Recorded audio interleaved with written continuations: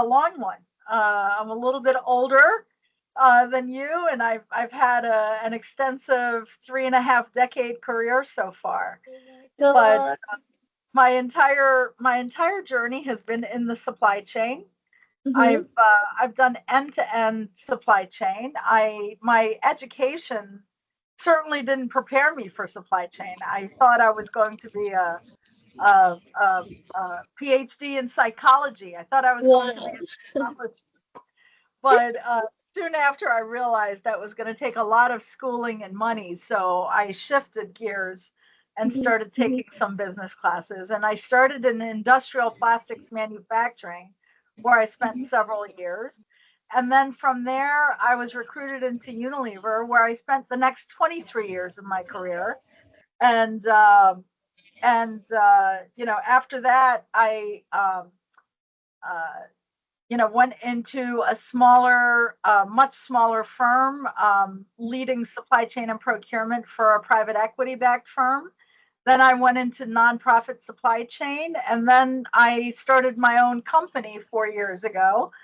And that kind of brings me full circle. But, I've been in all four lanes of the supply chain highway. So plan, Wow. source, and deliver. I've covered it all. I've seen it all. I've done it at the local, regional, and global level. And it's been quite a journey. Wow, that's actually a proper journey which covers anything and everything. But I'm so intrigued to ask you this. 23 years with one company. How does that feel like? Oh, it was incredible. Now, when you work for a large global enterprise, I actually had about 13 different roles in that time because you work on many different businesses, many different functions. I had many mentors and bosses, and I worked in different areas. So I worked in personal care, I worked in home care, I worked in foods and refreshment and ice cream. So it was like working for different companies within the larger company. And quite frankly, working for a company like Unilever is like earning a PhD in supply chain. So most of my training came from there, and Wow. and I'm happy to pay it forward now. But it was a wonderful place to be for a long time. That sounds really fascinating. And the way you describe it, it just makes me want to be associated with Unilever because it lets you experiment, I would say, like go around and learn so many different things in just the same firm.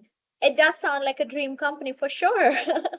Or you can be intrapreneurial, you can be entrepreneurial, you can learn to work within the context of a corporation. Many tools, many resources. It was a great learning ground for sure.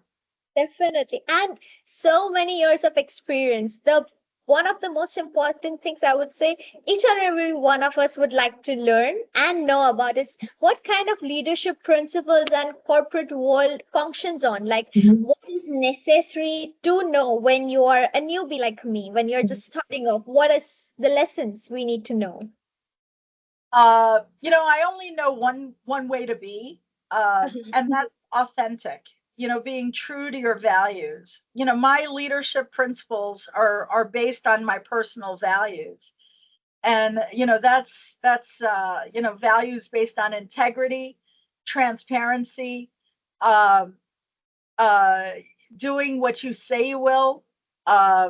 Basically following through and delivering value. If you can be trusted, then when people rely on you and they know they can count on you, uh, they come to you either to promote you or they come to you to learn from you. It's about building solid relationships that are based on human connection, and it's basically the golden rule. Treat others as you want to be treated. True. Yeah, that is definitely true. And I think sticking to the core values, as you just said, is going to help us survive longer also in the corporate world. Because if we are just trying to fake our ways into surviving it, it's going to lead us to burnouts and other wrong areas of life where we are not supposed to end up in. Well, yeah, and the one thing I would say to young people coming up is don't be afraid to ask for help. Asking good questions in a meaningful way is a huge enabler for you to learn and succeed. And then find mentors that you can, admire, and find somebody's style that you can emulate, and then follow them and invite them to be your mentor for you. That's going to be a huge way to move forward. Definitely. And talking about your own organization, Bondview Consulting, you guide executives through digital transformation and strategic procurement across industries, from beauty and CPG to nonprofits. I think that's one of the best ways we can describe mentoring to be. So, what is the most critical mindset shift that leaders make in order to truly see supply chain as a strategic advantage? Right. These days, procurement and supply chain are a huge part of the value proposition. I think it came into the mainstream during COVID 5 years ago because suddenly it became top of mind for everyone across all levels of organizations. I think the bigger companies like the Unilevers and the Procter and Gambles and Nestle's and Microsoft and Amazon already knew the value of a proper supply chain. And when you think about the companies that have failed spectacularly because of lack of emphasis on supply chain, I think companies now become aware of the importance of having a solid and well managed supply chain to drive value. But some examples that come to mind are like Sears, Toys R Us, Circuit City, Borders. I mean, these are massive North American companies that failed because of lack of supply chain. In recent years, we see different examples. For example, I think Boeing has been in the news for all the wrong reasons because of the Boeing, 737 crashes. That was a relentless focus on cost cutting that they cut into the bone, and it caused catastrophes in the way of lost lives. True. Peloton, right? During Mhm. COVID, everybody was buying Peloton, and so they ordered, and they expanded, not knowing that they have to put guardrails in place in case demand and markets shift. So I think these are very clear examples of why we now know the importance of supply chain. It used to be thought of as a cost center. This was a cost center rather than a profit driver. And now we True. realize that the supply chain is a key enabler to driving the top line. So we enable growth, we Mhm. enable market share gains, we enable through operationalizing innovation, the ability to price higher, to ship more. So from that standpoint, I think supply chain executives not only are sitting at the table, but they're now in the C-suite and going to the top positions. So like Tim Cook is a supply chain guy. True. Mary Sarah, at General Motors, she's a supply chain person. So these are people that are taking the top roles now Mhm. because the importance of supply chain is clearly there. Definitely. And as you said, like supply chain is so, so important. I believe, as the word is, it's a chain. So it's so, so important to ensure that things functioning correctly and smoothly, which does lead us to having good relationships. So, talking about relationships, how do you cultivate that sense of proper communication, trust, and collaboration, especially during high pressure transformations? So that is the unlock to great supply chain, Mhm. because we don't manage supply chain in the four walls of our organization, or in the four walls of our factory. Supply chain is an ecosystem of Mhm. customers and supplier partners, and you've got to manage along that entire value chain, collaborating closely so that you can remove waste from the process and you can focus on those key enablers. For me personally, every one of my career successes, um, whether I was in the end-to-end supply chain and planning or logistics, or whether I was in procurement, every one of the career highlights in my career has come from working with a supplier partner, right? Wow. And that's because we're sharing information, we're exchanging a regular cadence of meeting either on a weekly basis, a quarterly basis, semi-annually or annually at different levels of governance, whether it's, sharing um, strategic plans at the top to top level, at the executive level, or lower at the steering team level, or at the working team level where you have the local to local relationships, or whether it's everyday operations, factory to factory, right? So that level of governance is all about what are we going to communicate? How will we communicate? How will we measure ourselves, right? So there's always a proper agenda. There's always key performance indicators that we measure ourselves, both, as the customer and the supplier, backwards and forwards. So you've got to anchor on these communication protocols, and that's when trust and magic begins to happen, right? The more you can trust, the more you rely and collaborate with each other, the more you can co-create and co-invent together. And that's how the magic happens in terms of relationships. Wow, that is definitely a very important lesson that you really made us aware of when you just explained it so beautifully as to how each and every relationship plays a very important role in our lives, especially when it comes to running a company. And the supply chain is the backbone, I would say. So if it's not strong, it's gonna lead to the collapse of the company, like it has, as mentioned by you in the previous examples. So Yes. I'm really intrigued. You worked for corporate ones as well as non-profit supply chains. So what exactly is the difference between the two supply chains way of functioning, and how do they balance urgency and sustainability differently? They're extremely different. In my case, they Oh, were incredibly different. uh-huh. Completely different mindset, completely different culture.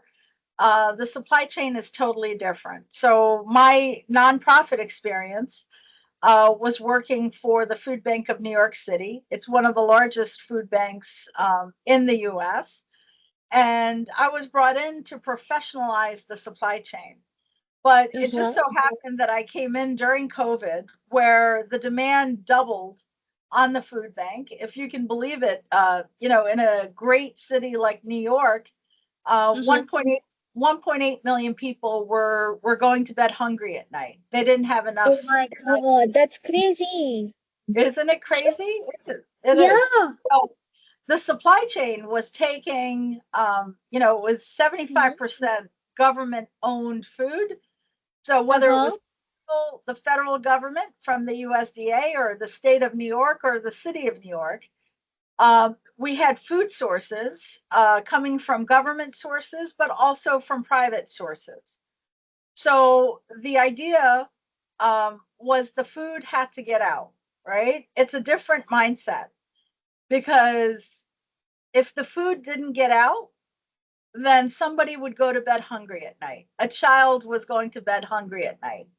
Or a single mother trying to raise four children was not going to have enough to feed herself and her children.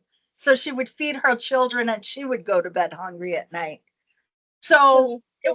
it was a combination of trying to make sure that we had a proper balance around the distribution network, as well as managing the sources of funding and the sources of food True. supply. Definitely. So it was really about trying to find that optimal solution to get the food to where it needed to be. Working with community organizers, working with community stakeholders and churches and synagogues and other agencies, that we can partner with to help make sure the food got out. So completely different. it was, definitely not something I was prepared for, how difficult it was going to be. Definitely. Um, but it was a very Mhm. rewarding experience. And then, it was in the middle of COVID and I was traveling a very far distance to get to work. So after a while, I began to feel unhealthy True. because I was taking on too much stress. And that's when I started my own business. Wow. So, And your story is really inspiring because making a leap from a proper long-term job, which was helping you grow as well individually, to a smaller firm, to a non-profit area, and then starting something of your own. It's like a proper wave of journey that you went through. And it takes a lot of courage and guts to do that. So I'm really, personally, I'm very proud of you. And I believe each and every person who knows you is going to say the same thing. Because to be honest, if I was in your spot, I think I wouldn't be able to pull that off because in the start it's scary. One, two, you have a proper well set career at Unilever, which you did, and still going like, okay, I want to know and learn something else. It's awesome. And you are really inspiring each and every one of us to take that step again.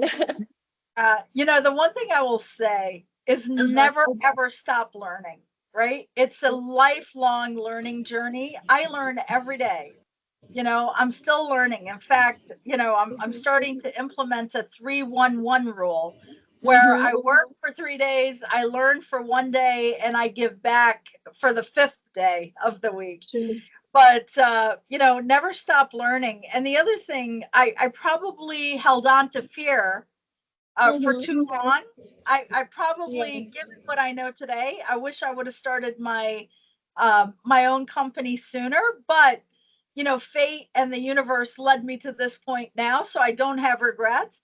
But the thing that holds us back is fear, and the thing that moves us forward is courage. And courage is not the absence of fear. Courage is moving forward despite the fear. So you can still have fear, but yet have enough courage to move forward and realize your dreams. What you need True. is some dedication, some hard work, and some discipline, okay, to realize your dream. You just have to have a vision, and then you have to have the discipline to execute, right? Because without execution and without the discipline, it's hard, to realize your dreams. And it takes True. an awful lot of support. I've got a village. I've got a tribe of people supporting me. So whether it's family, whether it's my colleagues, whether it's my LinkedIn network, the thing is never to be afraid to ask for help and never to have enough pride that you don't want to ask for help. So people are willing to support you. You just have to ask. Wow. Oh my God. That was so inspiring and awesome. Like, that is something I would love to implement in my life when it takes a lot of guts. But I'm gonna try for You sure. have just rely on yourself. You've got the strength from within. You just have to dig and find it. I'm gonna try for sure. You are really inspiring by the journey that you have been through. And if you are telling me to try it, I'm definitely gonna try it as a mark of respect to you for sure. Thank you. I would Thank you. love to bring it to everyone's notice that you are a very high level positioned person as a board member at Constep, a chapter leader at Procurement Foundry, and have contributed over 500 projects, generating billions in value. So, how does leadership and community roles fuel your insights and resilience? You know, Service is a bedrock. It's a bedrock of who I am, right? You always have to give back and pay it forward. It's an honor of the people that paid it to me, and now it's my duty to pay it forward. The work at Concept is especially important because it's about building manufacturing in the state that I live in. So Concept is the manufacturing extension partnership within the state of Connecticut. And our role is to help the 4,500 manufacturers that are based here in the state of Connecticut, where I live. As far as, work with things like the procurement foundry, or, I run another community called From Source to Shelf, which is a virtual community of practitioners in supply chain and procurement. Building community, right, is foundational to who I am, because the more you can build communities, the more it comes back to you, right? It's basically groups of people that want to ask for help and want to give help. And it's about sharing best practice. It's about having a common platform in order to exchange ideas and best practices. And, not everybody, when you work for big companies, you've got a lot of resources, but 99% of us that are working for smaller organizations are essentially looking for community help to be able to get assistance and get the resources that they need to move forward. Wow. Oh my God, that does sound and inspire us to understand how to function ahead in the upcoming years. Like, as I said, I am so fresh and new to this, not just the sector, but even for me, my first corporate has also not yet come my way. So knowing these lessons, knowing how to pave my way, and learning from mentors like you does add a lot of value for us. Absolutely. And your book names the supply chain itself as anti-fragile leadership, but I believe that your leadership embodies anti-fragility too. So how do you personally grow stronger under pressure, and how do you coach others to do the same? Also, Yeah. sorry, Yeah. I would love our audience to know what anti-fragile leadership means from you. Okay. Well, my book is called Anti-Fragile Supply Chain. Okay. Yes. So, anti-fragile supply chains, how building a better strategy and building stronger relationships can help you build an anti-fragile supply chain. So when you think about what that means, it's, if something is fragile, that means it breaks. And so therefore, anti-fragile means that it will bend but not break, right? And how do you thrive in that? So when you ask me about what is the concept of anti-fragile leadership, to me, it's about building those strong relationships that make relationships that you don't have to always agree, but as long as you're behaving in a manner of integrity and transparency, and honesty, then you can disagree and you can debate, but you always come to a consensus. Okay, something that is a win-win for both of us. How do we make sure that it works for the two of us? So when we say anti-fragile leadership, I like that you coined it that way. It just means that we are leading our teams through the storms, okay? Because you don't lead through sunshine. Sometimes you have to lead through the rain and the storms, right? And you have to bring the team to the other side. But as long as everybody is working together and collaborating, that time through the darkness to get to the light is much shorter when you've got solid, relationships that are strong and unbreakable. So, as you quoted it before, relationships are the core of having a successful supply chain. So, that's again the same idea that your book is highlighting. And I would encourage each and every one of us who are just starting off that a beautiful, awesome teacher like Anna is teaching us in her book what exactly supply chain is and how does it work. A person with 30 plus years of experience and someone who knows how to teach so beautifully is gonna tell us and enlighten us with different ideas and concepts. So please do give it a read. Thank you. Thank you so For much. for our final question, what's one piece of advice that you would love for people like me who are just starting off their careers in the sector to know and remember? Be yourself. Okay. Be true Okay. to your values. Okay. Don't compromise on your values. And if you have to compromise who you are in the place where you're working, you're not in a good cultural fit. So that's the first piece of advice.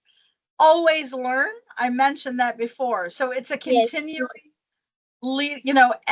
educational journey. Learn every day. okay, Surround yourself with people that are smarter than you. Okay. Always, definitely. surround yourself with people that are smarter than you that can teach you. And then build relationships, right? So always do for others, do the right thing, and support and make your leaders look good, because it will come back to you in the end, right? But like, Definitely. find good mentors that will take you under their wing, and they will shepherd you along, and always, always, always build the network. You don't build the network when you need something. Okay. Definitely. Networking is about paying it forward. Okay. True. Ask, what can I do for you? Not, what are you going to do for me? Okay. So Definitely. having a strong network is going to pay huge dividends. Imagine that you make deposits and you're putting it in the bank. That's what Uh-huh. networking is. You make deposits, and someday you're going to need to take out a withdrawal. That's when you'll know that there's enough and that you've built a strong network. When you can actually make a withdrawal by asking somebody Uh-huh. for help, and they're going to help you. Definitely. Anna, those were actually perfectly put in bullet points for each and every one of us to remember. Thank you so much for that. You gave it so clearly that I didn't have to rephrase it for our audience to remember. So as I said, you're the best teacher that I have come across that really does help here. I, Great. I definitely believe each and every one of us is going to remember it. I'm going to definitely just see the whole recording, write it down so that I remember it personally. And I hope that everyone learns from these and we are able to implement it mainly in our real lives. And I'm going to remember, most importantly, the networking advice that you gave me, that ask what I can do for you. Because that's definitely gonna take me and each and every one of us on a longer way that will help our careers flourish. Yes. And So thank when you're you. young, Mhm. when you're young Yeah. like that, Uh-huh. people want to help you. So Definitely. people who are older than you want to help you come along. Anna, So you are live proof of that. You agreed to do the podcast with someone who has zero experience in this sector, and you were like, okay, let's do it. You didn't ask me any questions as to what are you doing, how many followers you have, or anything remotely close to that. You were like, okay, let's do it. I'm just going to tell you, help you out in whatever way I can. And that does show how helping and kind you are. And each and every woman who is trying to like contribute their way into it. I personally, my belief that women help women is increasing. The amazing behavior of women to be like, oh, I'll support you, oh, I'll help you with the logistics sector. It's male dominated, don't worry, we got your back. It's beautiful. thank you. And you Thank you. have served as a very major source of inspiration and a mentor for me today. So thank you so much. You're very welcome. It's my pleasure. Best of luck to you. Thank you so much, Anna.